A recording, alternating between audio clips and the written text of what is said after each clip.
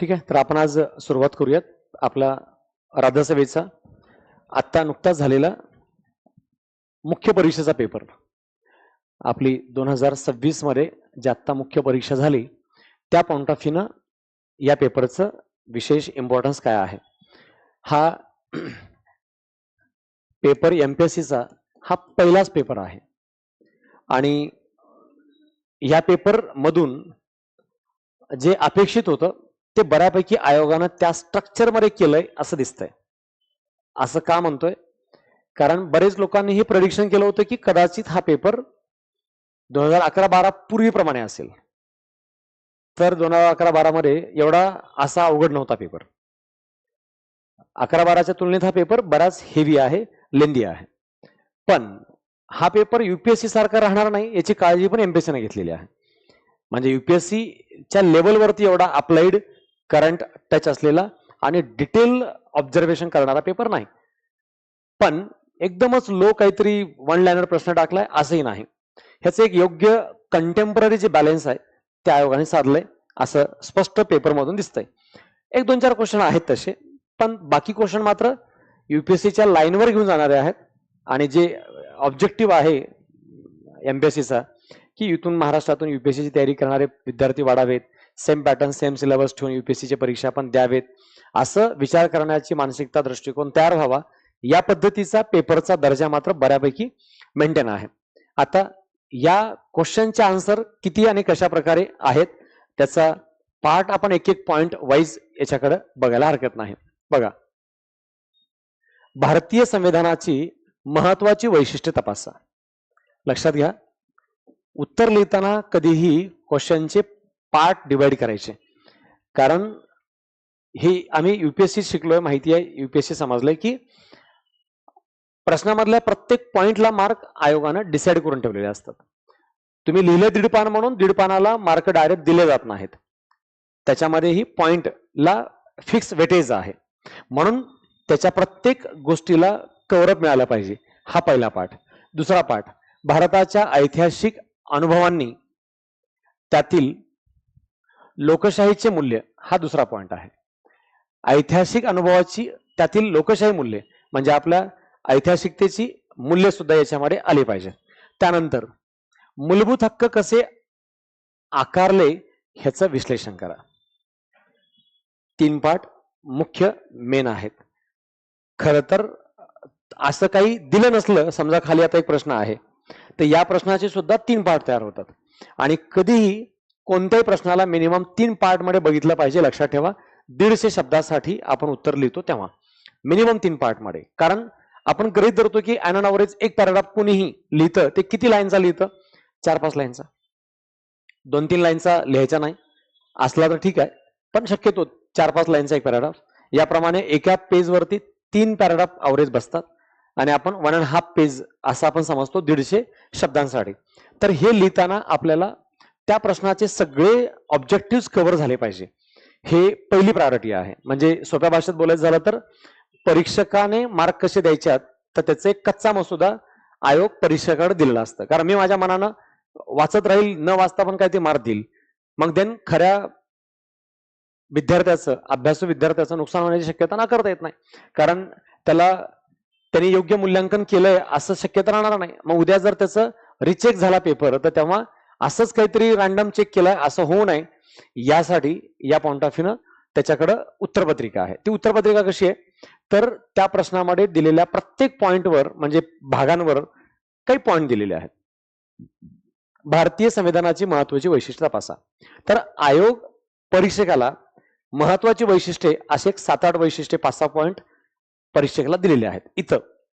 त्यानंतर ऐतिहासिक अनुभवाचे त्यातील लोकशाही मूल्य, यामध्ये ही 4-5 पॉइंट आयोगानं परीक्षकाला दिलेले आहेत. त्यानंतर मूलभूत हक्क कसे आकाराला आले त्याचेही 2-4 मुद्दे त्यांनी दिलेले आहेत. असे म्हणून 10-15 मुद्दे त्या परीक्षेकडे दिलेत. त्या 10-15 मुद्द्याला तुम्ही त्या विद्यार्थ्याच्या आन्सरमध्ये तपासा, हे आहेत का. मग ते मुद्दे दिसत आहेत, त्याच्या लाईन दिसत आहेत, देन पहिली 60-70% ऑब्जेक्टिव्हिटी आपण पूर्ण केली. त्या 70% पुढे मग तुमची पॅराग्राफची मांडणी, वाक्य रचना, भाषा, line between words, line between statement, between word statement कसं बनवलंय आपण, त्याची ताकदही त्यामध्ये महत्वाची आहे. त्यानंतर तुम्ही काही एक्झाम्पल दिलेत, काही तुम्ही डायग्राम, काही चार्ट्स काढलेत, ते तुमचं प्रेझेंटेशन आहे. इंट्रोडक्शन मध्ये तुम्ही या प्रश्नाला कसं समजलंय त्याच्याबद्दलची एक पूर्ण थीमच आहे. ह्या सगळ्याला पुढे वेटेज आहे. अर्धा मार्क, 1 मार्क, अर्धा मार्क, 1 मार्क. तुम्ही स्वच्छ लिहिलंय, सुंदर अक्षर पाहिजे असं नाही, स्वच्छ लिहिलंय, स्वच्छ मांडणी आहे, कमीत कमी शब्दात लिहिलंय, योग्य वाक्यरचनेसह आहे, बिटवीन लाईन तुम्हाला काय म्हणायचं सांगितलेलं आहे, मेन थीम कव्हर झालेली आहे. हे तुमची रचनात्मक मांडणी आहे. आणि ह्या रचनात्मक मांडणीला सेकंडरी महत्व आहे, प्रायोरिटी महत्वाची काय, कंटेंट. त्यामुळे अनेक विद्यार्थी चांगला अक्षर नाही, व्यवस्थित मांडणी नाही, तरी पण पास झाले दिसतात, कारण त्यांच्यात खचून कंटेंट आहे. आणि तो कंटेंट पूर्ण झाला की आन्सर कंप्लीट व्हायला वेळ लागत नाही, म्हणजेच मार्क आपोआप मिळतात. याप्रमाणे याचा विचार करायचा आहे. आता बघा, भारतीय संविधानाची महत्वाची वैशिष्ट्ये. आता वैशिष्ट्य काय काय सांगता येतील. भारतीय संविधान जगातलं सर्वात मोठं संविधान आहे, लिखित संविधान आहे.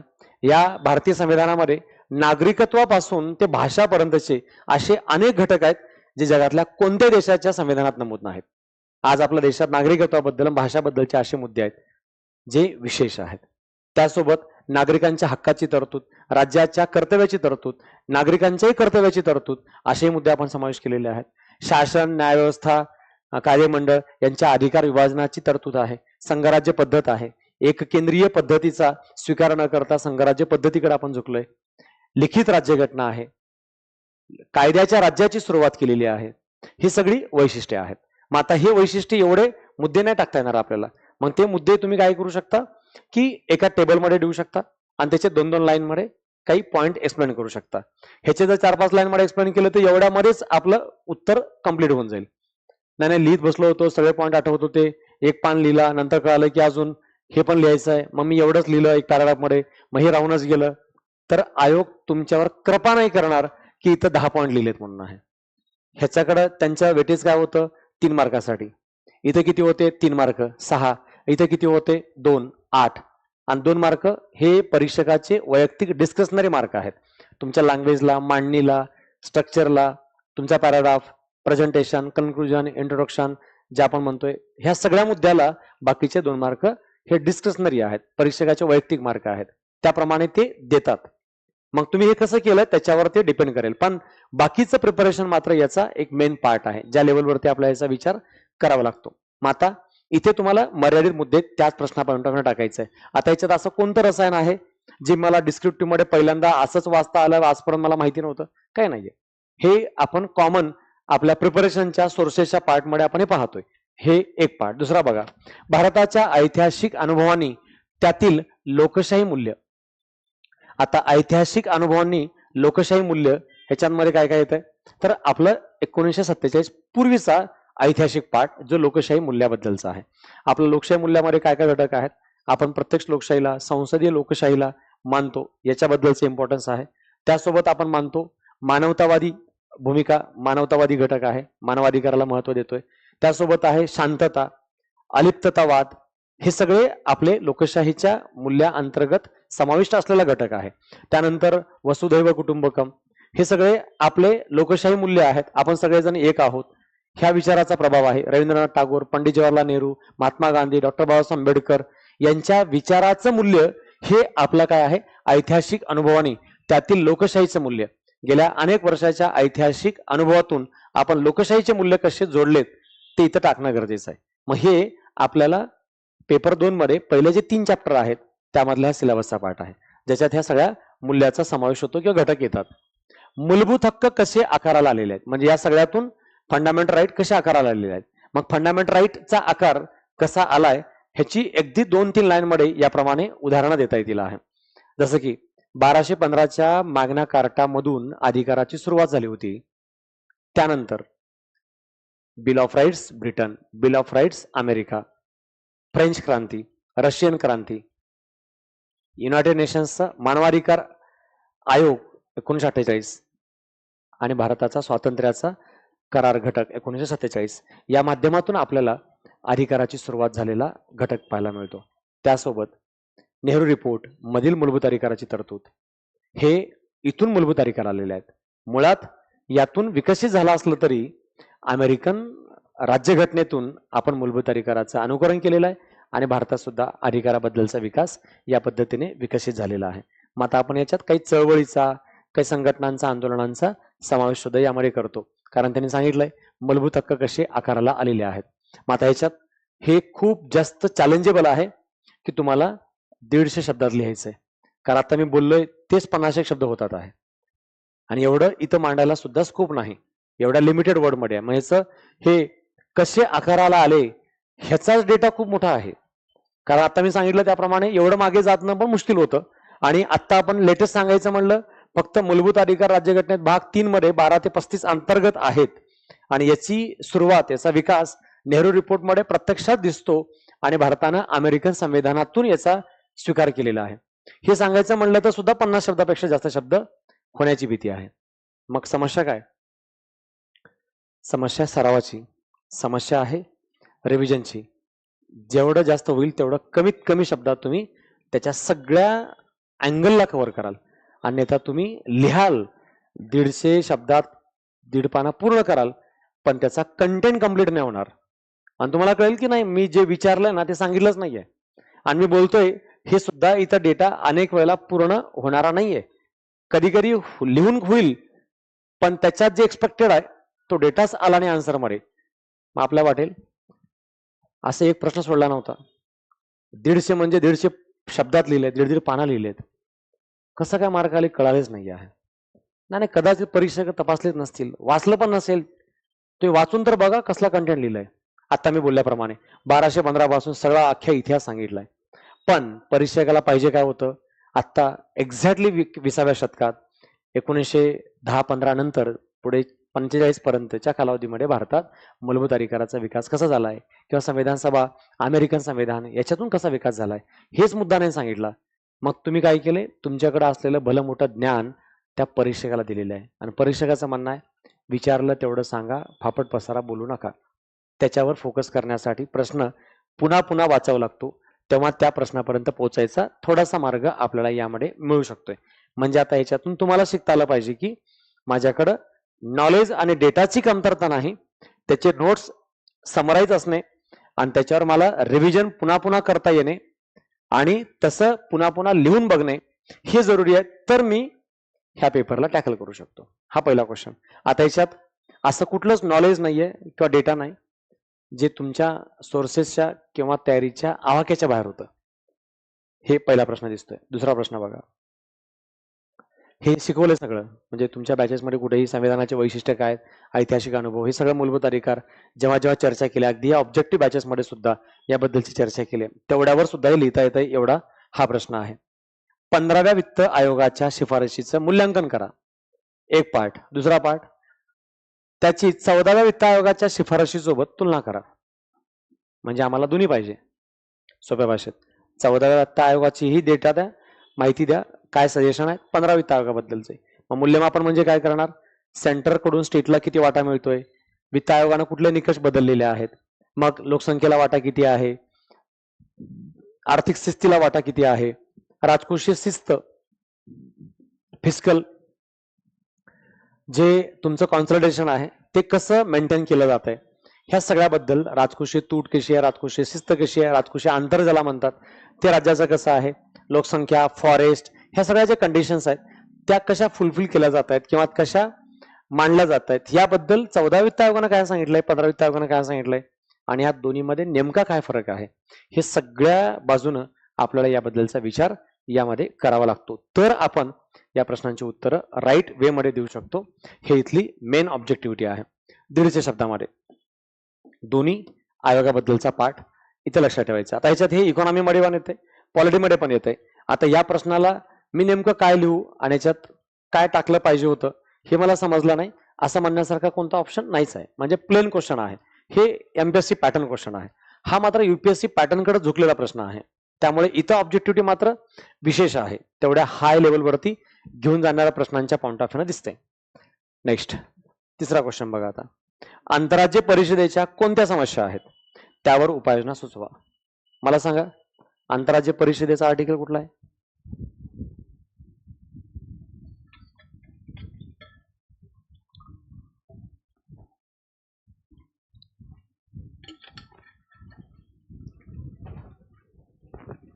माहिती असेल, विसरले?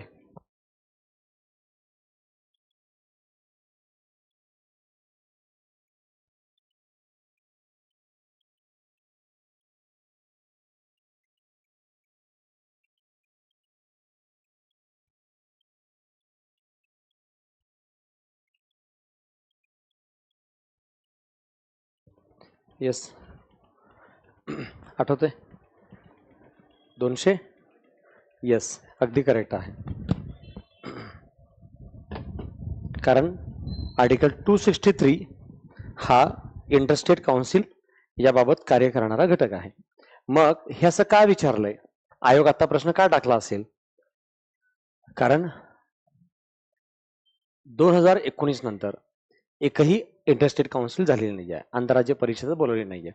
नरेंद्र मोदींच्या काळामध्ये 2 परिषदा झाले जे पहिल्या टर्मच्या वेळेसच झालेल्या आहेत.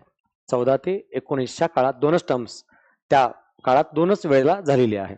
19 नंतर एकही परिषद झाली नाही.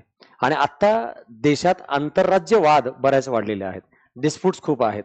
तर या पॉइंट ऑफ व्ह्यूने ही परिषद काम करते. मग आता आपण इथं उत्तर लिहिताना काय लिहिलं पाहिजे? सेम 150 शब्द आहेत. पहिला पाठ बघा, आंतरराज्य परिषद काय आहे, घटनात्मक तरतूद, घटनेनुसार काय स्ट्रक्चर आहे हे सांगितलं पाहिजे. दुसरं काय सांगितलं पाहिजे, त्याच्या समस्या कोणत्या आहेत, हा दुसरा पार्ट आहे. आणि तिसरा पार्ट त्याच्या उपाययोजना. म्हणजे प्रत्येक पार्टला 50 वर्ड्स आणि प्रत्येक पार्टला 3 मार्क असं कन्सिडर करून चला. 3 3 3 9 मार्क, एखादा 1.5 मार्क हा डिस्कशनरी त्या परीक्षकाच्या मनावर असतो. तर त्या प्रश्नाप्रमाणे त्याला तो तुमचं भाषा मांडणी, वाक्यरचना, प्रस्तावना, कन्क्लुजन या पॉइंट ऑफ व्ह्यूने उत्तर देतो. आणि एक गोष्ट लक्षात ठेवा, जीएस मध्ये इंट्रोडक्शन आणि कन्क्लुजन या भानगडीत पडायचं नाहीच. एवढं करणं शक्यच नाही. तुम्हाला मी लास्ट लेक्चरमध्ये सांगितलंय. हा प्रश्न सोडवायला किती मिनिटं आहेत आपल्याकडे? मॅक्स 7 मिनिट आहेत. मॅक्झिमम 7 मिनिटं आपल्याकडे आहेत. मग तुमच्याकडं 7 मिनिटांमध्ये तुम्ही विचार करा, 1 मिनिट तर हे प्रश्न वाचण्यातच जाणार आहे. ह्याचं काय उत्तर लिहू आणि प्रश्न काय समजण्यासाठी. मग तुम्हाला 6 मिनिटात लिहायचंय आणि 50 शब्द 2 मिनिटात लिहायचं, हेच टार्गेट आहे. तर तुम्हाला हे 150 शब्दात लिहायचे 3 पॅराग्राफ मोठे मोठे कव्हर होऊ शकतात.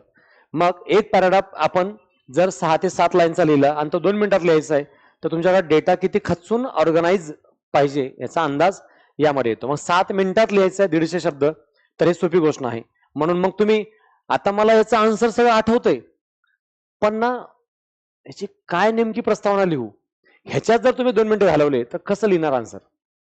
मग प्रस्तावना म्हणजे काय करायचं असतंय, तर या प्रश्नाचा जे मेन थीम आहे ना, त्याचा मेन डेटाच टाकून द्यायचा सगळा पहिल्या 2-4 लाईन मध्ये. तो डेटा म्हणजे काय असतो, तर तुम्ही त्याची काहीतरी प्रास्ताविक माहिती देताय असं नसून त्या प्रश्नाचं मेन आन्सरच देताय. त्या परीक्षकाला तेवढे 4 लाईन वाचून असं वाटलं पाहिजे, आता मला थोडीही वाचायची इच्छा नाही राहिली या प्रश्नाबद्दल, एवढा मी फुल फिदा आहे तुमच्या या आन्सरवर, असं वाटलं पाहिजे. अन्यथा त्याला असं वाटलं पाहिजे, मग तर वाचलंच पाहिजे, हा 4 लाईन मध्ये एवढी बेस्ट माहिती देऊ शकतो, तर यांनी पुढे काय लिहिलंय हे मला वाचावं लागेल. मग आपला 2 प्रकारचा अभ्यास पाहिजे. अभ्यास एवढा मजबूत आहे की तो पूर्ण वाचला तरी टेन्शन नाही, आणि आपली सुरुवातच एवढी मजबूत आहे की तो मला पुढे वाचायची इच्छा पण ठेवली नाही पाहिजे. ह्या दोन्ही अँगलना आपण परफेक्ट तयार झाले पाहिजे, मग देन आपले उत्तर तयार होते. मग आता इथं काय बघा, आंतरराज्य परिषद. मग त्याची मी सुरुवात कशी करेल, जर मला इंट्रोडक्शन टाईप मध्ये काही लिहायचं झालं तर मूळ घटनेत आर्टिकल 263 नुसार या परिषदेबद्दलचा उल्लेख आहे, आंतरराज्य परिषदेबद्दलचा उल्लेख आहे, परंतु अशी परिषद अंमलातच आली नाही घटना अंमलात आल्यापासून. परिणाम, राजमन्नार आयोगाने अशी आंतरराज्य परिषद स्थापन करावी अशी प्रथम सूचना केली होती, पण केंद्राने शिफारस स्वीकारली नाही. त्यानंतर सरकारी आयोगाने 1983 मध्ये याबद्दल प्रथम शिफारस केली होती आणि केंद्र राज्य संबंधाबद्दल सरकारी आयोगाच्या सूचनेप्रमाणे याबद्दल केंद्राने शिफारस स्वीकारली. परिणाम म्हणून 1989-90 मध्ये केंद्राने त्याच्यावर कारवाई केली आणि 1990 पासून व्ही.पी. सिंग यांच्या सरकारने आंतरराज्य परिषदेची स्थापना केली. हे सुद्धा अजून थोडंसं एक्सप्लेनेशनच्या पॉईंट ऑफ व्ह्यू जास्त होतंय, याला कमी शब्दात मांडलं पाहिजे. हे याप्रमाणे याचं रायटिंग करावं लागेल. मग आता हे पहिला पॅराग्राफ आता असंच कुणाचंही राहील याची शक्यता नाही आहे. जे कोणी आन्सर लिहिल कदाचित तो डायरेक्ट 263 पासून सुरू करेल, कदाचित तो सेंटर स्टेट म्हणजे काय सांगेल किंवा आंतरराज्य परिषद म्हणजे काय सांगेल.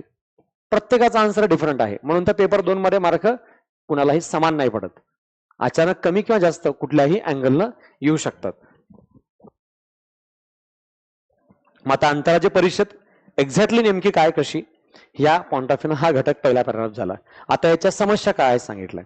मग आता इथं आपण जर सांगत बसलो की आंतरराज्य परिषदेचा अध्यक्ष हा नेहमी प्रधानमंत्री असतो, आंतरराज्य परिषद ही देशात कुठेही बोलावली जाऊ शकते, साधारण दिल्लीमध्ये होते, दरवर्षाला ही बैठक बोलावास अपेक्षित आहे, परंतु असं दरवर्षी बोलवली जात नाही. सर्वाधिक वेळेला ह्या बैठका अटल बिहारी वाजपेयींच्या काळात बोलवल्या होत्या. विचारलंय का सगळे? काही संबंध नाही. काय विचारलंय? आता लवकर याच्याकडे जा. मग काय समस्या सरळ. आता ही परिषद काम काय करते सांगायचंच नाही. विचारलंय का त्यांनी? नाही. परिषदेची सामान्य ओळख करून दिली. पहिल्या पॅराग्राफमध्येचा मेन कंटेंट आला, परिषद काय आहे आणि परिषद कधी स्थापन सुरुवात झालेली आहे. आता काय समस्या आहे? मग आता समस्यामध्ये काय सांगाल? आंतरराज्य परिषदेमध्ये सर्व राज्यांच्या बैठका असतात.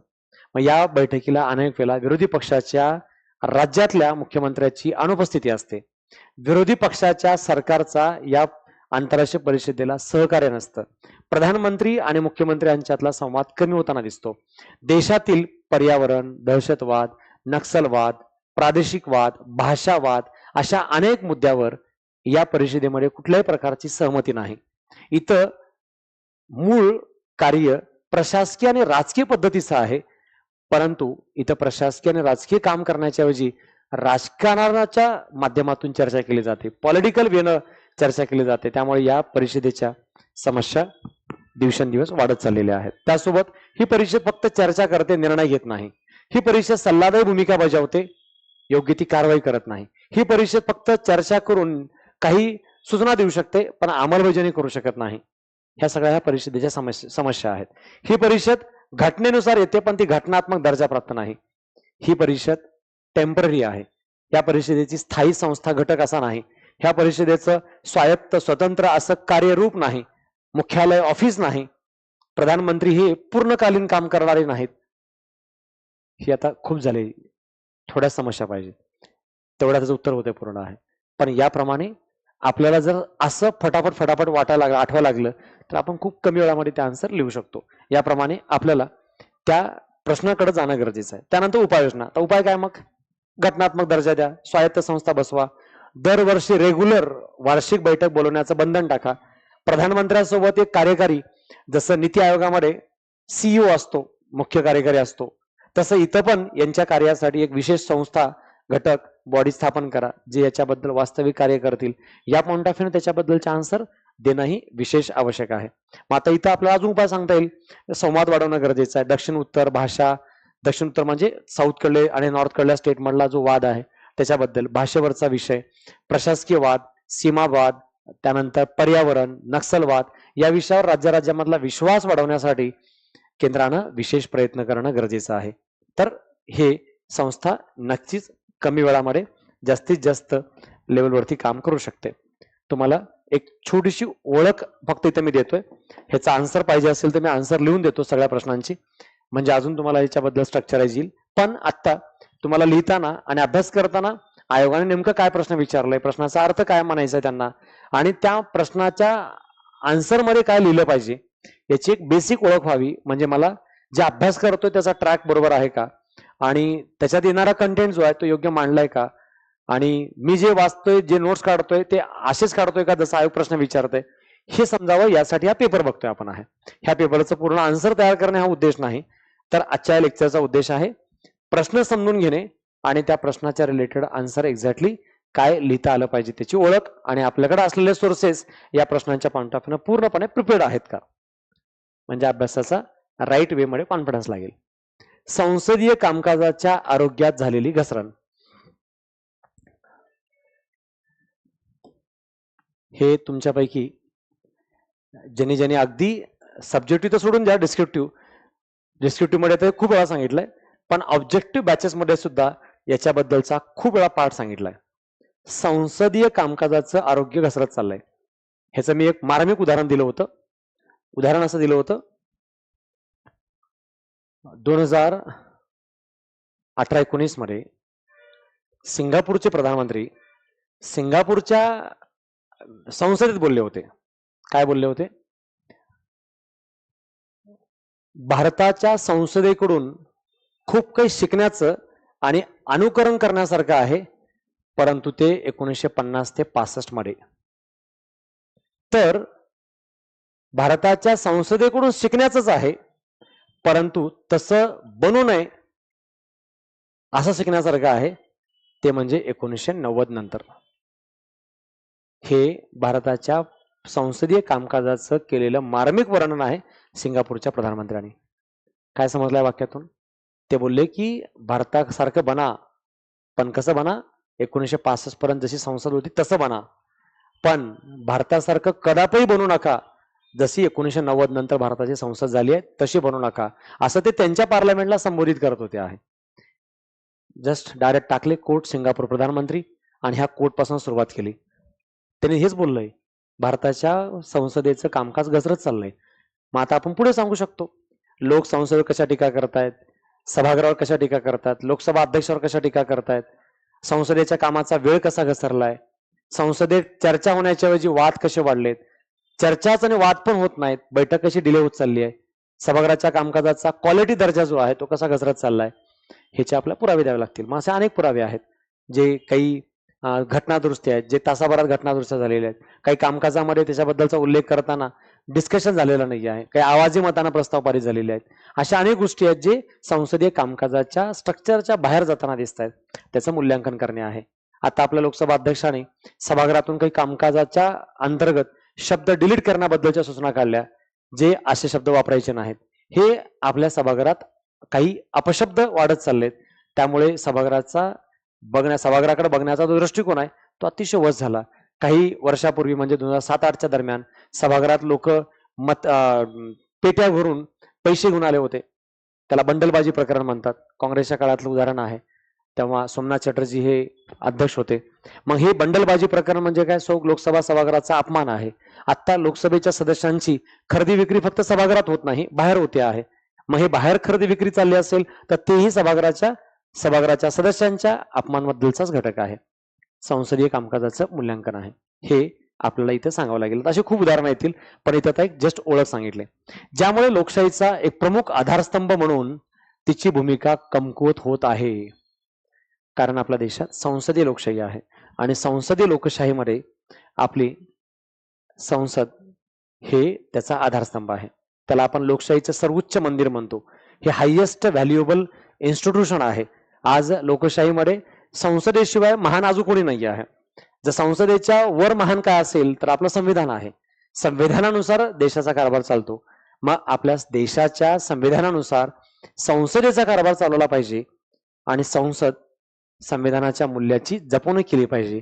ती म्हणजे अजून काय नसून लोकशाही मूल्य आहेत. मग आता आपण यातून हे कमकुवत कशी होत चालली आहे त्याच्याबद्दलचा आधारस्तंभ अर्थ सांगू शकतो. अनेक घटनादुरुस्त्या न्यायालयात का टिकत नाहीत? मग न्यायालयात टिकत नाही याचा अर्थ तुम्ही घटनादुरुस्ती घटनेच्या स्ट्रक्चरमध्ये बसवली नाही. अशा अनेक कायदे सुप्रीम कोर्टनं का रद्द केलेला आहे? सरकारवर अनेक वेळा टीका न्यायालय का करतंय? तर इथं कामाचा दर्जा घसरताना दिसतोय. सभागृहामध्ये अनेक वेळा मंत्री अब्सेंट आहेत, अनेक वेळा प्रधानमंत्री अब्सेंट आहेत, अनेक सदस्य पण अब्सेंट आहेत, अनेक आपले खासदार सभागृहात प्रश्नच विचारत नाहीत. मग कोणत्या विषयावर डिस्कशन झालं नाही, डिबेट झालं नाही, तर डेमोक्रेसी कशी व्हायब्रंट तयार होईल आहे? डेमोक्रेसी जर व्हायब्रंट आणि मजबूत टिकवायची असेल तर डिबेट आणि डिस्कशन होणं खूप जास्त आवश्यक आहे. मग मुद्दा कुणाचाही असो आणि मांडणारा बोलणारा कोणी असो, सत्ताधारी किंवा अपोजिशन किंवा अपक्ष असो, पण त्याला डिस्कस करण्याचा, डिबेट करण्याचा अधिकार मिळाला पाहिजे. आणि त्यासोबत त्या डेमोक्रेसीची ही जी मदरबोर्ड व्यवस्था आहे ते टिकवता आली पाहिजे. तर त्या ठिकाणची लोकशाही अजून मजबूत होत असते. आणि हे कुठेतरी गेल्या 20-25 वर्षात कमी झालेलं दिसतंय. यावरून हा प्रश्न विचारलाय. आता ह्या प्रश्नांची उत्तरं तुम्हाला कोणत्या पुस्तकामध्ये रेडीमेड तयार मिळणार नाहीत. असं कुठलाही प्रश्न तयार झालेला नाही. तुम्हाला प्रश्न म्हणजे डेटा कसा सापडेल? संसदीय लोकशाही त्याची वैशिष्ट्ये, संसदीय लोकशाही कामकाजाची पद्धत, संसदीय सभागृहाच्या कामकाजाचं घटक, अधिकार, व्यवस्था इत्यादी. रिसेंटली संसदीय कामकाजाचंच मी एक स्पेशल लेक्चर घेतलं होतं 4 तासाचं, जुरावर, क्वेश्चनावर, स्थगन प्रस्ताव, कटौती प्रस्ताव, हे पूर्ण संडेला लेक्चर घेतलं होतं संसदीय कामकाजाचं. हे सगळं कसं ढासळत चाललंय. पहिला पण प्रश्न विचारला आयोगानं हेच, जे आता आपण बघितलं कांगारू कटौती, आणि आता मेन्सलाही प्रश्न विचारला संसदीय कामकाज. हे अगदी ऑब्जेक्टिव्ह पॅटर्न प्रमाणे विचार करण्याच्या दृष्टिकोनातून घेतलं लेक्चर होतं, पण इथल्या प्रश्नांचं उत्तर पूर्णपणे देता येत आहे एवढ्या लेवलला हे आपण इथं बघतोय. नेक्स्ट पुढे बघा, इथं काय म्हणलंय, चर्चा आणि विश्लेषण करा.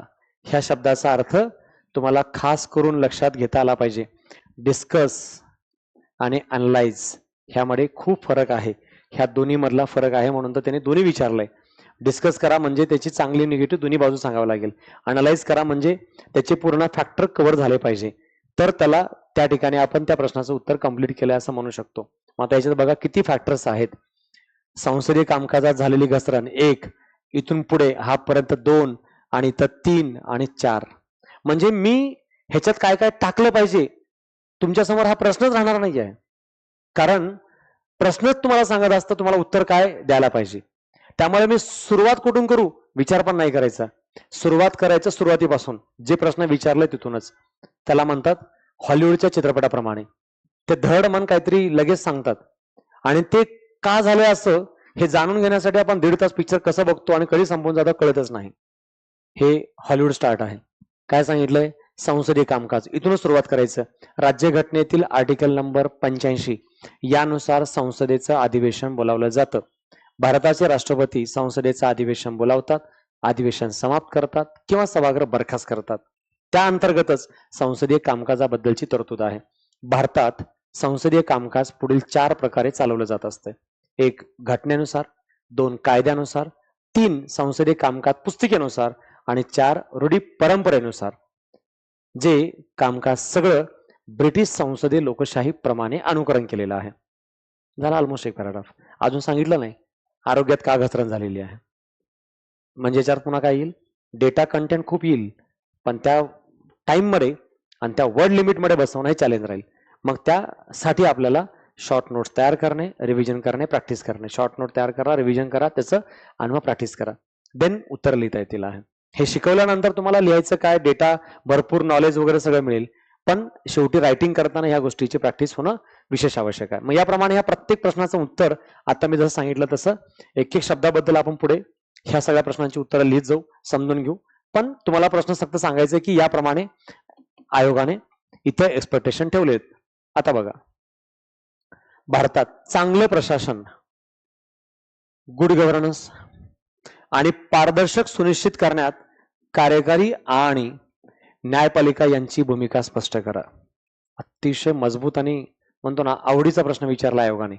हे आत्ताच्या करंट सिनॅरिओला, करंट सिच्युएशनला समोर ठेवून प्रश्न आहे असं म्हणता येईल आहे.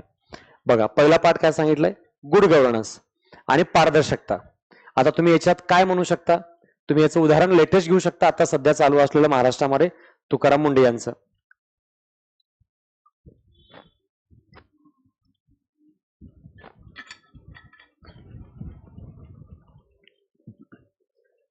प्रशासन, तुकाराम मुंडे प्रशासन चालवत आहेत. तुम्हाला तुकाराम मुंडे यांचंच नाव नाही टाकता येणार, अशा अधिकारी पण बाकीचे पण सांगावे लागतील. तुम्हाला दिसत नसले तरी शोधावे लागतील आहे. जे बाकीचे पण अधिकारी चांगलं काम करतायत या रिलेटेड आहेत, बरेच अधिकारी आहेत, पण ते प्रकाश होतात नाहीयेत. पण असं चांगलं प्रशासन व्हावं यासाठी गुड गव्हर्नन्सच्या, ई गव्हर्नन्सच्या माध्यमातून, ज्याला आपण सिंगल विंडो ऍडमिनिस्ट्रेशन म्हणतो, या माध्यमातून हे बरेचशी कामं चालू आहेत जे चांगल्या प्रशासनाचे लक्षण आहेत. मग या माध्यमातून काम करण्याबद्दलचे घटक आपण टाकू शकतो. मग आता प्रशासन ते सुप्रशासन, मग आता सुशासन पद्धतीने चालवलं जाईल यासाठी आपण तुकाराम मुंडे हेच प्रयत्न करत आहेत. पण तुकाराम मुंडे जे काम करतायत, पारदर्शकता यावी आणि गुड गव्हर्नन्स यावं यासाठी खाल्ल्या ऍडमिनिस्ट्रेशनला कामाला लावलेत. पण हे सुनिश्चित करताना कार्यकारी मंडळ म्हणजे सीएम आणि मंत्रिमंडळ यांनी त्यांना कसं सपोर्ट केलंय. दुसरी बाजू न्यायालयाने यामध्ये कशी भूमिका बजावली आहे ती खूप महत्वाचं आहे. जर न्यायालय अशा कोणत्याही कार्याला चुकीचं अवैध ठरवत असेल आणि सरकार प्रश्न टाकत असेल तर गुड गव्हर्नन्स येईल का? मग तुकाराम मुंडे यांना महाराष्ट्र शासनानं काही बंधनं ठेवली नाहीत म्हणून ती बिंदासपणे कारवाई करू शकतात असं दिसतंय.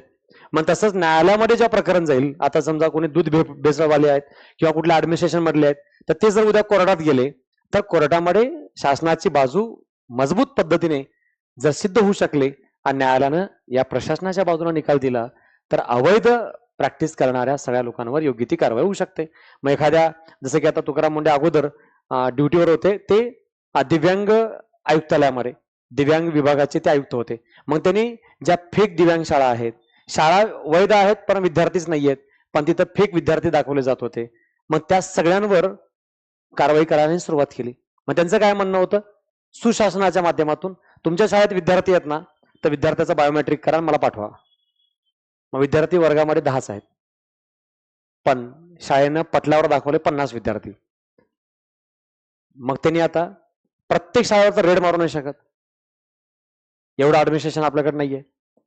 आणि खालीच भ्रष्टाचार झाला तर त्यांना आम्ही पाठवलं आणि हे सांगितले नाही आयात आहेत, मग हे 2-4 कोटी खाऊन आले तर मग काय करणार? मग त्यांनी एक मधला मार्ग काय काढला, बायोमेट्रिक करा आणि डायरेक्ट ऍडमिनिस्ट्रेशन ऑफिसला रिपोर्ट करा. मग काय, रिपोर्ट करायला ऑप्शनच नाही ना, 10च विद्यार्थी आहेत, कुणाचं बायोमेट्रिक घेणार? त्या 10 विद्यार्थ्याचं कुठलं बायोमेट्रिक घेणार? बाकीच्या 30 विद्यार्थ्याचं. मग काय, शाळेची त्यांनी डायरेक्ट पगारी बंद करून टाकल्या 4-4 महिने. जोपर्यंत विद्यार्थी आणणार नाही तोपर्यंत पगारी मिळणार नाही. सुशासन. मग हे काय, गुड गव्हर्नन्सच्या पॉईंट ऑफ व्ह्यूने काम आहेत. मग आता आपण बघतो अनेक सर्टिफिकेट मिळवणे, त्याच्याबद्दलची कार्यवाही, मान्यता, प्रोसिजर, हे सगळे आपल्या याचे उदाहरणं द्यावी लागतील. काय असतं गुड गव्हर्नन्स मध्ये, त्याचे केसेस, एक्झाम्पल पण आणि कन्सेप्ट पण, या दोन्ही माध्यमातून आपल्याला त्याच्याबद्दलचा पार्ट करावा लागतो पूर्ण. हा पहिला असतो कन्सेप्टचा पार्ट. दुसरा असतो त्याचा कंटेंट. आन्सर लिहिताना कोणतेही प्रश्न असू द्या, कोणताही डेटा असू द्या, त्याच्यात पहिली कंडिशन असते कन्सेप्ट क्लिअर करा. सुशासन म्हणजे काय, कन्सेप्ट क्लिअर करा. आणि फक्त कन्सेप्ट पाठ करून जाऊ नका, त्याचा कंटेंट द्या. त्याच्यामध्ये काय डेटा येतो ते सांगा, हे कंटेंट झाला. त्याच्यानंतर त्याचं कंटेम्पररी सांगा. कंटेम्पररी म्हणजे मागच्या 10-15 वर्षात त्याच्या रिलेटेड काही चाललंय का ते पण सांगा. समकालीन माहिती त्याला म्हणतो, ते द्या. आणि त्याच्यानंतर लास्ट करंट द्या. हे कोणत्याही प्रश्नासाठी असलेली अत्यावश्यक अट आहे. आपण कुठल्याही प्रश्नाचं उत्तर देऊ तर त्या या 4C मध्ये मांडणं खूप जरुरी आहे. मग त्या 4C चा क्रम पण तसाच आहे. क्रम सुद्धा ऑलवेज या पद्धतीचा आहे.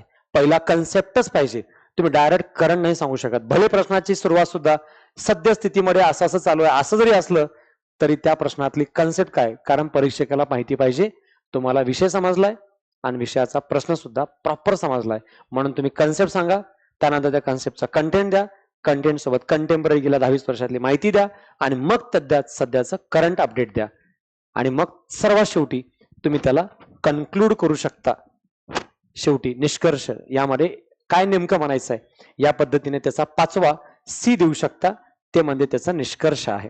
याप्रमाणे हे 5 मुद्दे जर सिक्वेन्स नुसार आपल्या आन्सरमध्ये आले तर तुमचा कुठलाही प्रश्न कधीच इनकम्प्लीट वाटणार नाही, कारण त्या प्रश्नात जे एक्सपेक्टेड आहे ते सगळेच घटक त्यामध्ये आपण दिलेत, हा त्याचा पुरावा मिळतो. आणि म्हणून मांडणी अशीच करायची.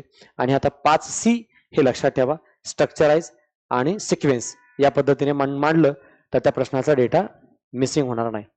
पारदर्शकता देण्याच्या पॉईंट ऑफ व्ह्यूने आज सध्या बघतो आपण काय, सरकार अनेक वेळेला पाठिंबा देत नाही किंवा काही वेळेला प्रशासन आणि सरकार मिळून भ्रष्टाचार करतायत किंवा गैरव्यवहार करतायत आणि त्याच्यात न्यायालयाची साथ मिळाली तर मग आपल्याला सुशासन मिळायचा प्रश्नच येत नाही.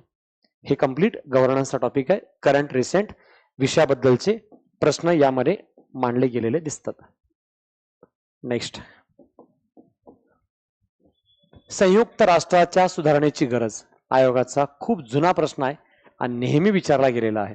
हा UPSCला 3-4 वेळेस प्रश्न विचारलाय, रिपीटेडली विचारलाय. विशेष म्हणजे ऑप्शनल पॉलिटिकल सायन्स मधला हा खूप बेसिक आणि कॉमन प्रश्न आहे. संयुक्त राष्ट्र सुधारण्याची गरज आहे या संदर्भात संयुक्त राष्ट्राच्या इथं आहे हा current issue. Summit of future 2024 हे चिकित्सक परीक्षण करा. म्हणजे आपल्याकडं हे आहे युनायटेड नेशन्सचं स्ट्रक्चर. हे परमनंट काउन्सिलवाले 5 मेंबर आणि अस्थायी 10 मेंबर, असं मिळून हे 15 सदस्यीय सुरक्षा परिषद आहे. तर ह्याला रिफॉर्म्स करायचं आहे आणि यामध्ये भारताला सहभागी व्हायचं आहे. यासाठी कॉफी क्लब नावानं क्लब पण काम करताना दिसत आहेत. यामध्ये G4 नावानं G4 चे 4 देशही काम करताना दिसत आहेत. हे G4 काय, कॉफी क्लब काय आणि हे युनायटेड नेशन्सचे रिफॉर्म्स काय, हे सिक्युरिटी काउन्सिल काय, हे सगळं यामध्ये आपल्याला या आन्सरच्या पहिल्या पार्टमध्ये येणं अपेक्षित आहे.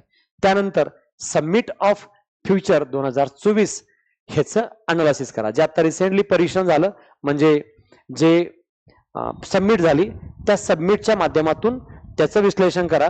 हा या ठिकाणचा मुद्दा आहे. म्हणजे हा पार्ट लेटेस्ट करंट बैठकीचा आहे आणि हा पार्ट आपल्या रिफॉर्म्सचा आहे. मग या माध्यमातून आपल्याला 3 पार्टमध्ये पुन्हा आन्सर द्यायचा आहे.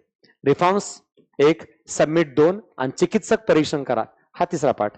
क्रिटिकली अनालाइज, क्रिटिकली एक्झामाइन करायचं म्हणजे तर टीकात्मक. मग टीकात्मक मध्ये हे परीक्षेत कशी फेल गेली, काय या परीक्षेचं महत्व नाही असं सांगा. आणि दुसरं सांगा ठीक आहे तरी परीक्षा झाली त्यामुळे काहीतरी रिफॉर्म्स करावं लागतंय असं जगाला समजतंय, जग ऍक्सेप्ट करायला तयार आहे. काही विरोध असतात पण भारत, त्यानंतर ब्राझील, जर्मनी, जापान या देशाचे ठोस मुद्दे आहेत परमनंट काउन्सिलमध्ये आम्हाला मेंबरशिप मिळावं या उद्देशानं. दक्षिण अमेरिका खंडातून ब्राझील, दक्षिण आफ्रिका खंडातून दक्षिण आफ्रिका आणि आशिया खंडातून जापान आणि इंडिया या 2 देशांचं परमनंट काउन्सिलमध्ये मेंबरशिप मिळावं. ऑलरेडी 5 आहेत आणि ह्या 4 खंडाचं रिप्रेझेंटेशनच नाही परमनंट काउन्सिलमध्ये, त्यामुळे या 4 देशालाही तिथं घ्यावं अशी डिमांड यामध्ये आहे. म्हणून या पॉइंट ऑफ व्ह्यूनं त्याबद्दलचा घटक इथं येणं अपेक्षित आहे. तर या पद्धतीने इथून प्रश्नांचं एक्सप्लेनेशन, चर्चा, रायटिंग असंच आपण टॉपिक वाईज पुढे करू. जर समजा आता मी गव्हर्नन्स बोललो आणि या गव्हर्नन्स तुम्हाला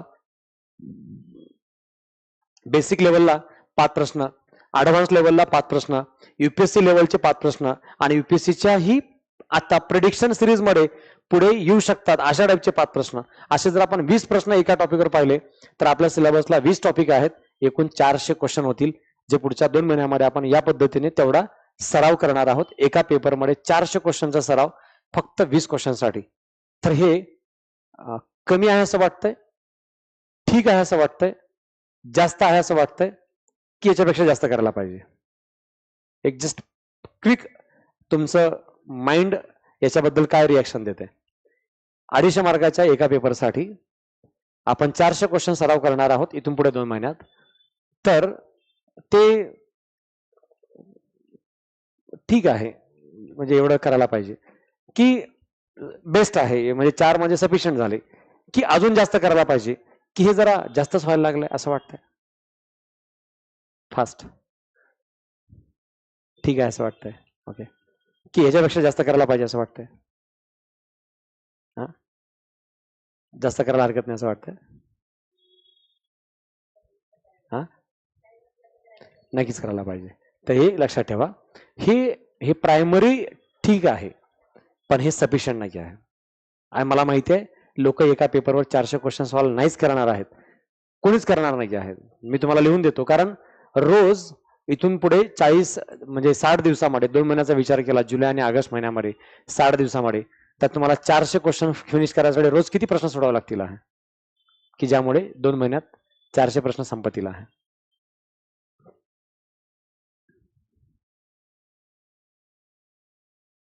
सहा 7 प्रश्न, ऑलमोस्ट 6-7 प्रश्न, आणि डेली 7 प्रश्न म्हणजे किमान 10 मार्काचे 3 प्रश्न आणि 15 मार्काचे 4 प्रश्न सोडावे लागतील आहे. इमॅजिन करून चला, मग हे काम पण सोपं आहे का? नाहीये, पण हे सफिशियंट नाहीये.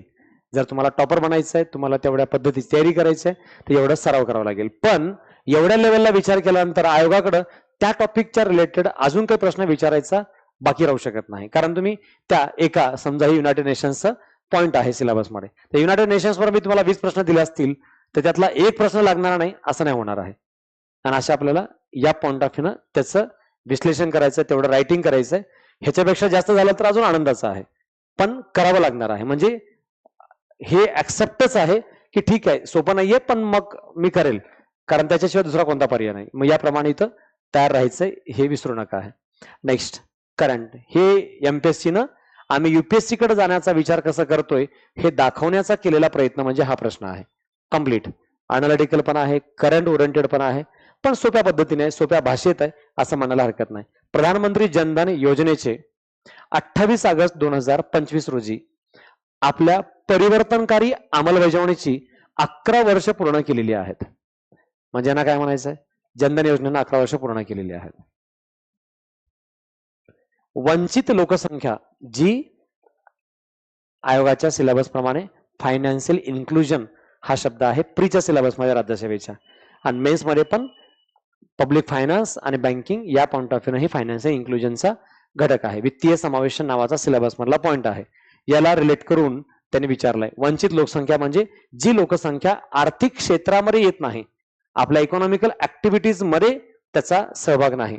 आर्थिक समावेश वाढवण्यासाठीच्या योजनेच्या यशाचं परिणामकारकतेचं मूल्यांकन करा. 10 मार्कासाठी आहे, पण पूर्ण वाट लावेल असा प्रश्न आहे.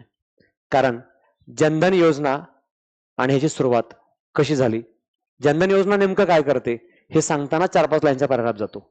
त्याच्यानंतर पुढे 11 वर्षात, ह्या 10-11 वर्षात जनधन योजनेचं अचिव्हमेंट काय आहे, किती खाते उघडण्यात आले, लोकांना जनधन योजनेच्या माध्यमातून किती ड्राफ्ट काय मिळाले, किती कर्ज मिळालं, लोकांचं आर्थिक सक्षमीकरण किती झालंय हे सांगण्यात एक पॅराग्राफ जातो. आणि त्याच्यानंतर प्रश्नाचा मेन बॉडी आहे. मेन बॉडी काय, हे आता इथं एक पार्ट झाला. वंचित लोकसंख्या आर्थिक समावेश वाढवण्यात म्हणजे जी माणसं, जो समाज या बँक क्षेत्रामध्ये या आर्थिक क्षेत्रामध्ये समाविष्टच नव्हता, तर त्याला समाविष्ट करण्यामध्ये आपण किती यश मिळवलंय आणि त्याचं परिणामकारकतेचं मूल्यांकन करा. अगोदर यश सांगा, काय काय किती यश आहे, म्हणजे फायनान्शियल इन्क्लुजनच्या पॉइंट ऑफ व्ह्यूनं कोण कोण किती पार्टिसिपेटरी झालंय ते सांगा आणि त्याचं इफेक्टिव्ह इव्हॅल्युएशन करा, मेजरमेंट सांगा. या पॉइंट ऑफ व्ह्यूनं हे काम करणं आपल्याला विशेष जरुरी आहे. मग आता परिणामकारकतेचं मूल्यांकन म्हणजे यशस्वी झालंय तेही सांगा, काय फेल झालंय तेही सांगा. मग गेल्या 10 वर्षात या योजनेचं मूल्यांकन करायचं. आणि हे न्यूजपेपरला खूप वेळा लेख आलेले आहेत याबद्दल. हा न्यूजपेपरचा प्रश्न आहे, हा न्यूजपेपरचा प्रश्न आहे, न्यूजपेपरचा प्रश्न आहे. म्हणजे न्यूजपेपरमध्ये सगळं नाही, पण याचा करंट डेटा आहे. 14-15 एक न्यूजपेपरमध्ये आहे.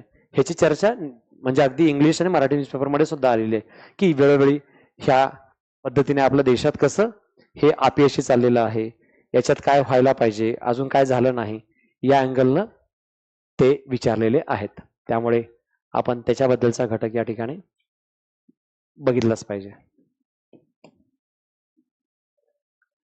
दारिद्र्य आणि उपासमार कमी करण्याचे उपाय सांगा. हे 2011-12 पूर्वीच्या एमपीएससीच्या पॅटर्नचा प्रश्न आहे. पण वरच्या प्रश्नात आपली पूर्णपणे वाट लागलेली असते, टाइमची वाट लागलेली असते आणि आपला प्रश्न सोपा वाटतो, ओळखीचा वाटतो, योजना वाटलेली असते. त्यामुळे आपण भरपूर लिहितो, 1.5 पान लिहितो. मग लिहिताना वेळ गेला आणि त्याच्यात पुन्हा लिहिल्यानंतर कळालं की जे डेटा टाकायला पाहिजे होतं ते मात्र टाकलाच नाहीये. मग आपण त्याच्याबद्दल सॅटिस्फाईड नाही. आणि त्याच्यानंतर असा एक फुल एकदम लहान हलका फुलका प्रश्न येतो आणि याच्यात आपण ओव्हर एक्साइटेड असतो आणि इथं आता विचार करतो, आता याचा मस्तच आन्सर लिहायला पाहिजे, मस्त स्टार्ट कुठून करू. मग आता आम्ही इथे विचार करायला लागतो दारिद्र्य. मग आता दारिद्र्य आणि उपासमार कमी करण्याचे उपाय सांगा. आणि काही लोकांनी सुरुवात केली, NSSO काय करते, तेंडुलकर समिती, रंगराजन समिती या माध्यमातूनचा घटक, ह्याचा आणि या प्रश्नाचा काही संबंध नाही आहे. इथे त्यांनी काय सांगितलंय, मोजा सांगितलंय का, मोजमाप समित्या सांगितलंय का, गरिबी कोणत्या समितीने किती सांगितलं ते सांगितलंय का, नाही. म्हणजे काय सांगितलं, सरळ सरळ दारिद्र्य आणि उपासमार कमी करण्याचे उपाय सांगा. मग आपल्याला राज्यसेवा प्रीच्या सिलेबसमध्ये जे पॉईंट दिलेत त्याप्रमाणे याचा विचार करावा लागतो. विकासाचं अर्थशास्त्र या पॉईंट ऑफ व्ह्यू आहेत. मग दारिद्र्य बेरोजगारी दूर करण्यासाठी आपण काय उपाय करतो, मग वेगवेगळ्या सरकारी योजना आहेत, वेगवेगळे सरकारी उपक्रम आहेत, धोरणं आहेत, सरकारी पॉलिसी आहेत, बजेट आहे, या माध्यमातून आपण हे कसं कमी करता येईल यासाठीच्या वापरलेल्या योजना आहेत. मग आता आपण पाहतो प्रधानमंत्र्यांच्या नावाने 4-5 योजना निघालेल्या आहेत. ह्या सगळ्या योजनांचा पाठ आपल्याला या बाबतीत सांगणे जरुरी आहे. मग हे आपण इनडायरेक्ट एवढं सांगू शकतो की हा SDG गोल कसा आहे. SDG गोल मध्ये हा पॉइंट आहे आणि तेही लक्ष आहे 2015 पासून 30 पर्यंत SDG अंतर्गत आपल्याला हे उपासमार आणि दारिद्र्य दूर करणे, आणि त्याचंच एक लक्ष म्हणून नीती आयोगाने सुद्धा उपासमार आणि दारिद्र्य दूर करण्यासाठी वेगवेगळ्या इनोव्हेटिव्ह उपक्रमाचा अवलंब केलाय आणि त्या अंतर्गत सरकारच्या खालील योजनांचा अवलंब होतो. मग योजनांची नावं टाका आणि त्यामध्ये त्या योजनेच्या द्वारे आपण दारिद्र्य आणि उपासमार दूर करण्याचा प्रयत्न कसा करत आहोत हे त्याच्यात सांगता आलं पाहिजे. म्हणजे पुन्हा प्रश्न काय विचारला हे समजणं आणि त्या प्रश्नांचा आन्सर काय टाकावं ह्याची लिंक लागणं, इथं आपण हाफ जिंकतो. मग पुढे ह्याची मांडणी करणं अवघड जात नाही. कमीत कमी वेळामध्ये हे डेटा त्याच्यामध्ये आपोआप येतो. पण जर प्रश्नच नाही समजला तर आपण दारिद्र्याच्या रिलेटेड जे आठवते ते लिहून येऊ, आणि हे नक्कीच होईल 11व्या प्रश्नापासून. कारण तिथून पुढे आपल्या वेळेची पूर्ण वाट लागलेली असते. आता रिसेंटली ह्या पेपरमध्ये बऱ्याच विद्यार्थ्याला असं झालंय, पहिले 10 प्रश्न झाले तेव्हा 1.5 तासापेक्षा जास्त वेळ झाला होता. 3 तासाचा पेपर आणि 10 प्रश्न व्हायला 1.5 तास लागला. 1.5 तास लागला म्हणजे किती मिनिटं गेले? 90 मिनिटं. आणि पहिल्या 10 प्रश्नाला वेळ आपल्याकडे किती आहे? पहिल्या 10 प्रश्नासाठी किती वेळ आहे? 70 मिनिटं. म्हणजे 70 मिनिटात हे प्रपोर्शन आपल्याला कंप्लीट करायचं आहे. म्हणजे या माध्यमातून त्याची ऑब्जेक्टिव्हिटी पूर्ण करणं आवश्यक आहे. 70 मिनिटाच्या आत याबद्दलचा पेपर सोडवण्याच्या उद्देशानं याबद्दलची कार्यवाही आपल्याला एक्सपेक्टेड आहे. मग आता 10 प्रश्नांसाठी 70 मिनिटांचा वेळ, 7 मिनिटात एक प्रश्न सोडवायचा आहे. या पॉइंट ऑफ व्ह्यू ऑब्जेक्टिव्हिटी आहे. मग आपण इथं कसं फुलफिल करू शकतो या सगळ्या गोष्टी, हे इथं तशा मर्यादा येताना दिसत आहेत. ही आवश्यकता, ही गरज आपल्याला या पॉइंट ऑफ व्ह्यूनं बघणं विशेष आहे. तर लक्षात ठेवा, म्हणजे कुठल्याही परिस्थितीत आपल्याला 10 प्रश्नांसाठी पुढच्या 100 मिनिटाचा वेळ लागणार आहे. पहिल्या 10 प्रश्नांसाठी आपल्याकडे 70 मिनिटाचा वेळ आहे. आणि आता 11व्या प्रश्नापासून वेळ जो आहे तो पूर्णपणे 100 मिनिटाचा वेळ आहे. त्याच्यात आपल्या प्रश्न सोडवायचे, कारण प्रत्येक प्रश्न हा 15 मार्काचा आहे. बघा नेक्स्ट, भारतीय प्रशासकीय सेवेमध्ये पार्श्वमार्गाने प्रवेश करण्याच्या, म्हणजे आपण बॅक साईडनं ऍडमिनिस्ट्रेटिव्ह ऑफिसर भरणार होतो. म्हणजे IAS दर्जाचे अधिकारी आपण सिव्हिल सर्व्हिसेसमध्ये घेत होतो. कुठून? बँकिंग क्षेत्रामधून किंवा इंडस्ट्री क्षेत्रामधून. जे कोणी विशेष लोक आहेत ज्ञानी अनुभवी, त्यांना पण आपण इथे एंट्री करणार होतो. त्याला आपण लेटरल एंट्री असं म्हणत होतो. संभाव्य परिणामावर भारतीय लोकशाहीची रचना आणि प्रशासनासंदर्भात चर्चा करा. हा उपक्रम आता बंद केला, पण असं करण्यावर चर्चा करा. कारण जर TCS कंपनीमध्ये गेल्या अनेक वर्षापासून कोणी जर विशेषज्ञ काम करत असतील आणि त्यांना जर भारत सरकारनं सांगितलं की ठीक आहे, तुम्हाला आता आम्ही IAS दर्जाचा अधिकारी बनवतो आणि तुम्ही इकडे BSNLचा कारभार पहा, कारण तुम्हाला उद्योगाचा अनुभव आहे, त्यामुळे आम्ही तुम्हाला इकडे या क्षेत्रात घेणार आहोत. आयडिया चांगली आहे, पण प्रोसिजर मात्र डेंजर वाटली. कारण बँक क्षेत्रात कोणीतरी SBI मध्ये काम करतंय किंवा कोणी ICICI मध्ये काम करतंय आणि त्यांना आपण इकडे जर IAS अधिकारी बनवलो तर त्यांच्या ज्ञानाचा अनुभवाचा फायदा नक्कीच होईल. पण नेमकं कुणाला घ्यायचं आणि कोणत्या आधारावर घ्यायचं? मग इथं परीक्षा देऊन येणाऱ्या विद्यार्थ्यांमध्ये आणि असं बाहेरून एंट्री करणाऱ्या विद्यार्थ्यांमध्ये, म्हणजे व्यक्तींमध्ये खूप मोठा इथं विवादाचा प्रश्न होता. म्हणून ह्याच्यावर खूप दिवस चर्चा होती की असं करणं हे योग्य आहे का, त्यावरून झालेला वाद होता. म्हणून आयोगाने हा प्रश्न विचारलाय. ही न्यूजपेपरमध्ये होता. भारत आणि जपान यांच्यातील नेक्स्ट जनरेशन मोबिलिटी पार्टनरशिप ची प्रमुख वैशिष्ट्य कोणती आहे? इंडिया जपान झालेला करार होता, त्या कराराचा हा एक भाग आहे. तिथे आपण अनेक करार केलेत, ज्याच्यामध्ये ऑलरेडी महत्वाचा करार आहे तो सेपा. अगोदर होता सेका, त्याच्या अगोदर आहे PTA प्रिफरन्शियल ट्रेड एरिया, त्याच्या अगोदर नंतर आहे FTA free trade area, preferential trade area, comprehensive economic cooperation agreement आणि त्यानंतर आहे कॉम्प्रेहेन्सिव्ह इकॉनॉमिक पार्टनरशिप अग्रीमेंट. ह्या सगळ्या दर्जावर जपान सोबत आपली भागीदारी झालेली आहे आणि त्याप्रमाणे व्यवहारही पार पडला जातोय. तर यामुळे भारतातील वाहतुकीच्या आव्हानावर मात करण्यास कशाची मदत होणार आहे? भारतातील जी वाहतूक आहे त्याच्या आव्हानावर, म्हणजे इंडियामधील ट्रान्सपोर्टेशन वरती चांगला इम्पॅक्ट कसा होईल. ज्यात उदाहरण आपण म्हणू शकतो की मेट्रो, जे बुलेट ट्रेन, ऑल सगळ्या गोष्टी आपण जपानच्या मदतीने सुरुवात केलेत, त्याचा एक पॉझिटिव्ह इम्पॅक्ट याच्यावर कसा होईल आणि परिणाम म्हणून त्याची सुधारणा कशा प्रकारची होईल, या उद्देशानं या प्रश्नाकडे बघितलं जाते. हा इंटरनॅशनल रिलेशनचा पार्ट आहे. हा सर्व्हिसेस, म्हणजे ज्याला आपण सिलेबसमध्ये काय म्हणतोय, सार्वजनिक सेवा हा टॉपिक आहे सिलेबसमध्ये आणि त्यानंतर हा सार्वजनिक सेवा आणि त्यासोबत दिलेला गुड गव्हर्नन्सचा पाठ त्याच्या अंतर्गत असलेल्या टॉपिक बद्दलचे घटक आहेत. हे आयोगाने काय केलंय, जेवढे 4 टॉपिक दिलेत त्या सगळ्यांचा पाठ इथं डिवाइड केलेला आहे. म्हणजे जेवढे सिलेबसला दिलेत पॉईंट त्याचा प्रत्येक पॉईंट हा 10 मार्कासाठी पण डिवाइड केलेला आहे. म्हणजे असं नाही की गव्हर्नन्सचा पार्ट, ऍडमिनिस्ट्रेशनचा पार्ट आणि त्यासोबत इंटरनॅशनल रिलेशनचा पार्ट आणि कॉन्स्टिट्यूशनचा पार्ट कुठेतरी कमी अधिक विचारलंय असं नाही. तर जसं सिलेबस दिलंय त्याप्रमाणे याला डिवाइड पण केलेला आहे. मग त्या प्रश्नांची रचना सुद्धा आपल्याला तसंच बघावी लागेल. इथं आपला हा पेपर झालेला आहे. ह्याचा नेक्स्ट पार्ट आपण नेक्स्ट लेक्चरमध्ये बघू. आपण 10 मार्काचे जे क्वेश्चन्स आहेत त्यांच्याबद्दलची चर्चा केली आहे. आता जे 15 मार्काचे क्वेश्चन्स आहेत त्याची डिटेल चर्चा 11व्या प्रश्नापासून 20व्या प्रश्नापर्यंत आहे. ते आपण नेक्स्ट पार्टमध्ये त्याची चर्चा करूयात.